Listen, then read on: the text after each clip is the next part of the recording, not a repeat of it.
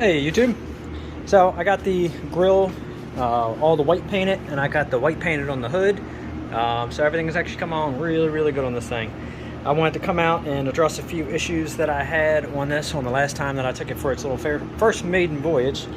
One thing I wanted to do was I wanted to put this rubber mat under the foot bar, because that way if I transport it or whatever, I don't have to worry about this blowing off. So I went ahead and unbolted everything, put the holes through it, fit it in, and as you see, I mean, this thing fits in there beautifully. So everything clears really good, lines up, I mean, to the corners. Absolutely perfect. Looks good. Nice addition. One thing somebody did point out, and I knew it was the other way, but the pan was bent, so I went ahead and I put the front cover over top of the footrest. So I went ahead and, you know, it's been bothering me, and it's funny that somebody saw it. So I figured, you know what the hell. I didn't replace this part. I actually just straightened this thing out because it had some dents. I'm going to end up probably replacing this. I mean, everything else has been replaced on the tractor, so why not buy a $39 pedal cover. But anyway, I rebent it and got it underneath where it's supposed to be. So that makes me feel a little better now. It had the coolant leak on it when I first took it out and ran. It didn't leak while it was running. It's just that once it got up to operating temperature, it started spewing out some antifreeze out of here, and I knew what the cause was. I had it overfilled. I had it up to basically like you would a car radiator, you know, up to about, you know, the top where you would see it. Well, when these thermal siphoning systems, once that engine builds heat and it makes the heat rise in the radiator, which helps it push through, it had no place to go. So it had to come out here, and it had to come out the overflow. So that was no big deal. I don't mind the easy fixes. So I went ahead and I pulled the plug, drained some of the antifreeze out. I think I got maybe, I don't know, what the hell did I put in there? I think I had about 3 gallons in it. I think it called for about 13 liters, I believe. So I went ahead and took it down to about 2.5 gallons, maybe just give or take, maybe a little under. So that should solve that issue. I'll find out when I take it out for its run again. I had to adjust the rod for the throttle. I wasn't getting quite full throttle, and I found out I just need to basically rebend it, readjust it, and now I got full throttle again. And what's the other thing I did to it? Well, I got the pin in finally, the proper pin for the lift arm.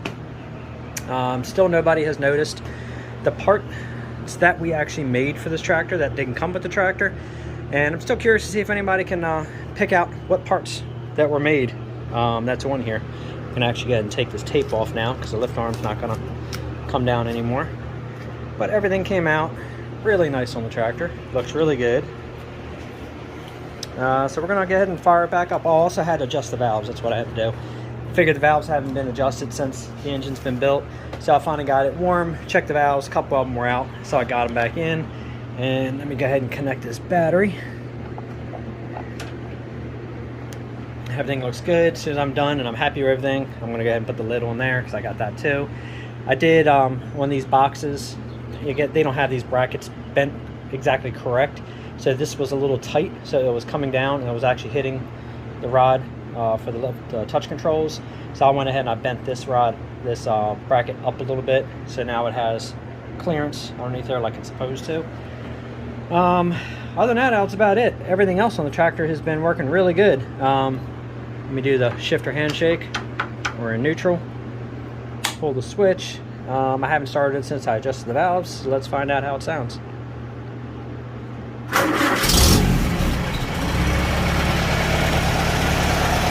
it hasn't been started since the last time I took it out, and no choke, and it fires right off.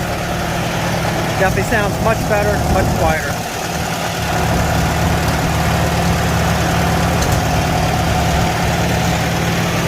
So once it gets up to operating temperature, I'm going to go ahead and take it out for a little run again.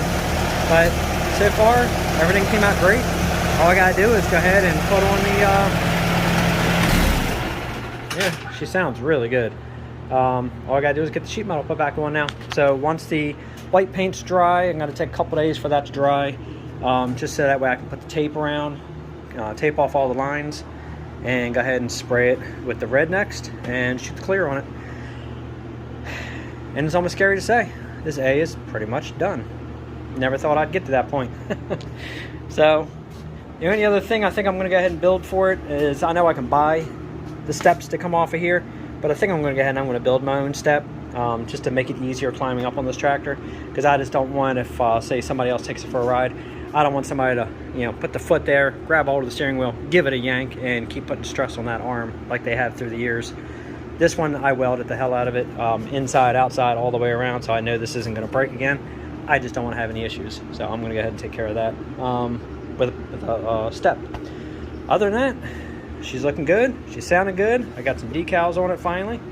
The sticker packs that were actually on this A originally, somebody bought it for a Super A, not the Super A, but the Cult Division.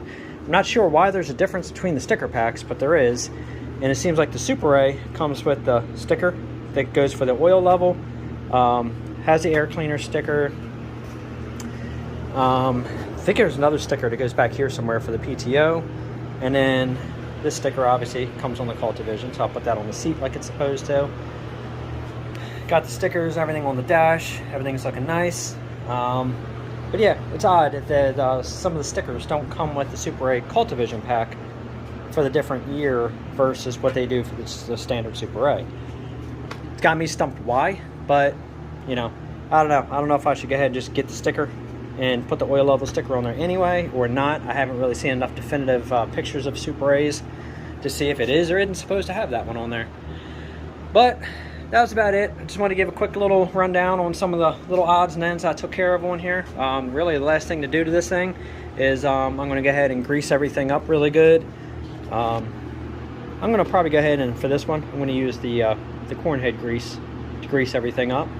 And that's about it. Other than that, put the sheet metal on and this girl's ready for some shows. Actually, it's probably not going to see any shows. It's going to be in a wedding first. I just don't want anything to happen to it. After the wedding, then it's going to go around some shows. But that's it. So hopefully you enjoyed the quick little video on the update on the A. If you have any questions, any comments, feel free to ask. Other than that, like, subscribe, and share. Always appreciate it. Definitely hit that notification bell, because as soon as this thing's all done, we're going to be starting on that H and getting some things done on that. I'm looking forward to it.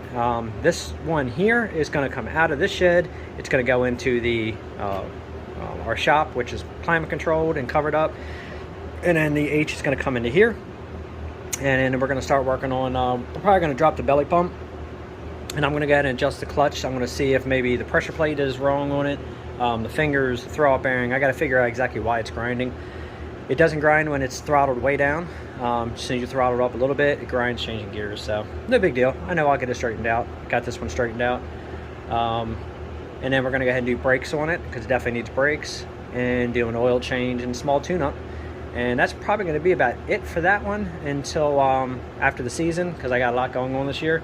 And then we're going to go ahead and start getting it all sanded down and get some paint on it and get it all cleaned up. Hopefully get some new tires on it coming the beginning of the season, and go from there.